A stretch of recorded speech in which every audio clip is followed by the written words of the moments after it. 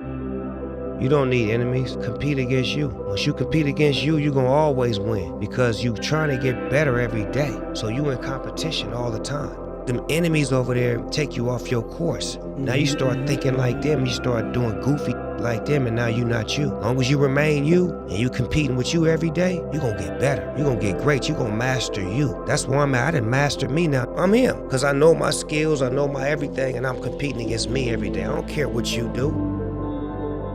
When I first started, I was working hard, but I was hardly working because I was having fun. But it looked like to everybody's eye, he's working hard, but I was having fun because it was what I love to do. And when you love to do it, you don't look at it as a job. And I always tell people, do not go into a job thinking about money. Because if you go into a job thinking about money, you're not gonna get the most out of it. If you go into a job loving it, being passionate about it, you're gonna get everything you got coming out of it. But if you go into that job saying, I'm gonna make a whole lot of money, this job's gonna pay me this, you ain't gonna get nothing out of it. You have to love it first. And I felt like I've always loved rap more than I love money. I've always loved rap more than I love fame.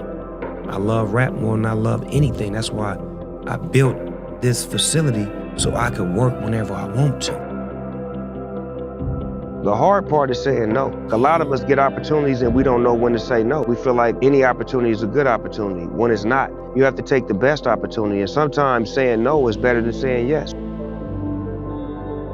Some of the things I had to learn how to gradually grow away from was becoming a burden. Some of these guys were my friends and I thought I needed it, but as I grew and got further and further up in the game, I say that they were more baggage and more of a liability than an asset. And when you learn to be a businessman, it's not personal. For me to tell you, I love you, but we can't kick it no more. I'm on this path and you on that path. Maybe the family, maybe the homie, maybe mama, maybe daddy, maybe whoever it is, but we have to make the ultimate decision to know that we got to do all of this work, so we need to make sure that our circle is right, starting with us first.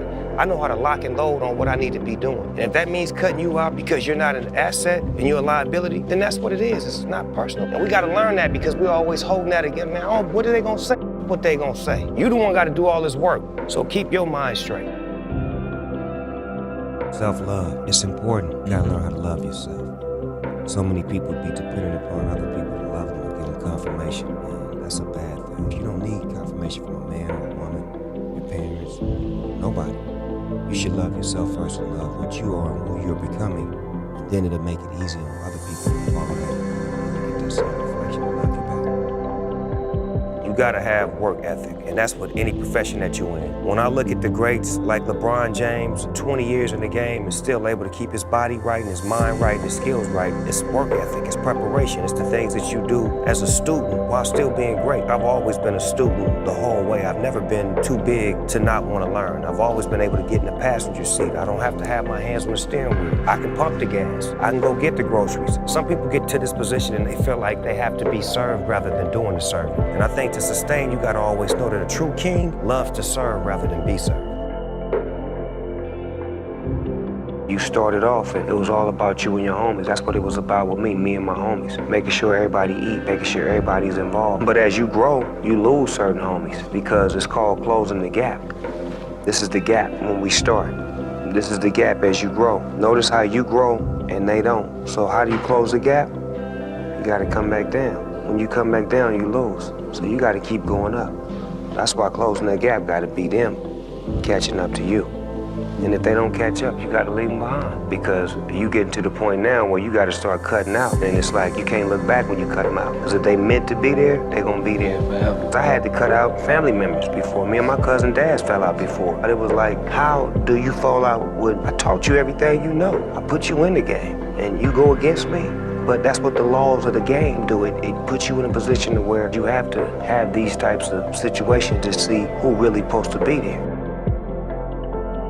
Naturally, I want him to be a football star because that was my dream. But at the end of the day, it's about him having his own dreams and making his own path. And it just seemed like business was more important to him than sports. And how can I knock that when that's what we push in our family, to be the best at who we can be? And if business is what it is, then that's what it's supposed to be. And I support him, got his back, and now I'm taking lessons from him to show you that that's how we're supposed to be in life. If somebody can teach you something, no matter how old they are, what position they're in, you should be willing to. I want to thank me.